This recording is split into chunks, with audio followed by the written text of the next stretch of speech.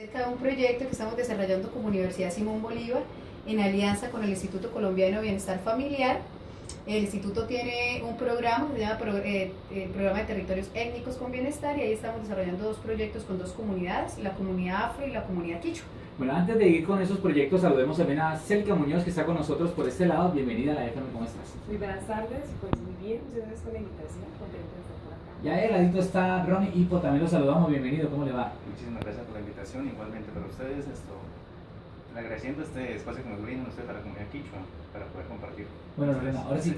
Ok, gracias, Ronnie. Hablemos de este proyecto, Lorena, me parece muy interesante. Bueno, este proyecto pues son dos proyectos, uno con la comunidad afro que se llama Culturafro, ese es el nombre que ellos le dieron como comunidad, Soy lo que soy, con una apuesta muy importante de fortalecimiento familiar y también de fortalecimiento socioorganizativo.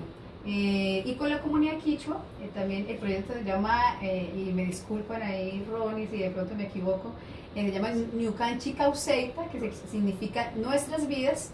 Y también está orientado a un fortalecimiento, digamos, familiar, y ellos tienen un componente de apoyo que es cultural, y es cómo fortalecer y revitalizar su cultura a través del fortalecimiento de la lengua quichua como tal, que de hecho en nuestras revisiones académicas y demás es prácticamente la segunda lengua más hablada en Latinoamérica. ¿En serio? Sí, señor. Y están aquí en Cúcuta, ¿no? Radicados hace mucho rato.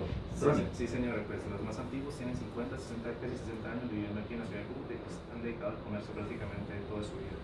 Para que de pronto la gente en la radio pues los identifique, ustedes están en el centro comercial del TIR prácticamente reinando en el negocio de los sacos y cosas de estas, ¿no? Sí, ese pues fue como un centro, con un punto donde se concentraron bastante en el centro, pues todos han sido dedicados al comercio, pues a la venta, como se dice, de ropa, de chaquetas, toda esa parte la manejamos nosotros, y pues eso es prácticamente lo que se ha dedicado toda la asociación, ¿sí? Hasta ahorita pues estamos cambiando la juventud, siendo profesionales, buscando otros ámbitos, pero básicamente es el comercio, a la actividad económica que se dedica a la sociedad.